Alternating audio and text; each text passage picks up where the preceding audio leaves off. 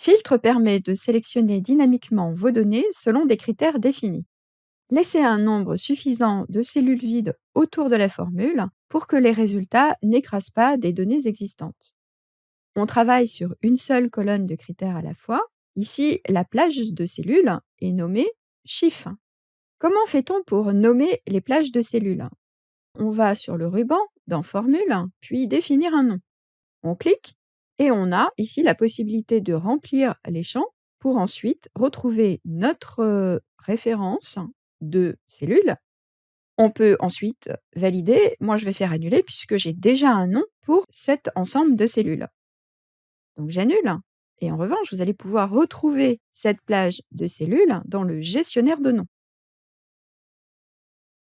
Si vous cliquez 2 fois sur le nom, vous obtiendrez cette fenêtre qui est la même que celle d'en définir un nom. Ici, on n'est pas obligé, on l'a déjà tout fait, donc on va fermer cette fenêtre.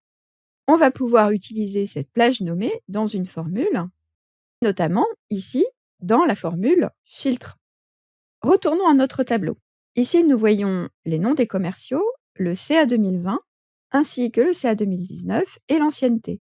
Nous voulons choisir les montants du CA 2020 qui respectent un critère. Le critère sera nommé ici. Par exemple, ici, c'est les montants qui sont supérieurs à 1. On continue avec la structure de la formule. On commence à taper le égal, puis filtre. Attention, il n'y a pas d'S. Ensuite, on va sélectionner le tableau entier que l'on souhaite voir apparaître dans les résultats du filtre et vous constatez qu'ici, il n'y a pas les en-têtes de colonne. C'est un choix, on aurait pu les inclure. Ensuite, vous reconnaissez ici notre plage nommée chiffre. C'est dans inclure que l'on va mettre ça, c'est le test logique. Donc si cette plage nommée ici, il y a un élément qui est supérieur à la valeur de la cellule G4, il faut qu'il l'affiche. Si ce n'est pas le cas, on va indiquer une cellule vide. On aurait pu omettre cet argument facultatif ici. Ensuite, on valide la formule et ça marche. Maintenant, si je mets ici 50 000 € et que je valide, je vais pouvoir avoir ici aucun résultat puisqu'il n'y a aucun résultat qui est supérieur à 50 000 €. Alors que si j'enlève juste un 0, je vais retrouver tous les résultats qui sont supérieurs à 5 000 €. On va pouvoir également imbriquer la fonction filtre dans une autre fonction. Par exemple, la fonction trier. Avouez que c'est plus sympa d'avoir un résultat de filtre trié qu'un résultat de filtre tout court. Pour cela, on va donc utiliser d'abord la fonction filtre exactement comme on vient de le faire.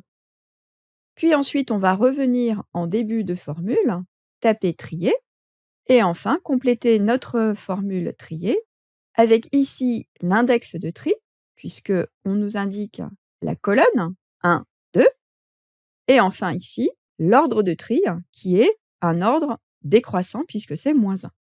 Si on avait mis 1, ça serait un ordre croissant. Le dernier argument est facultatif, uniquement si vous avez vos données en colonne, ce n'est pas le cas, donc on omet l'argument.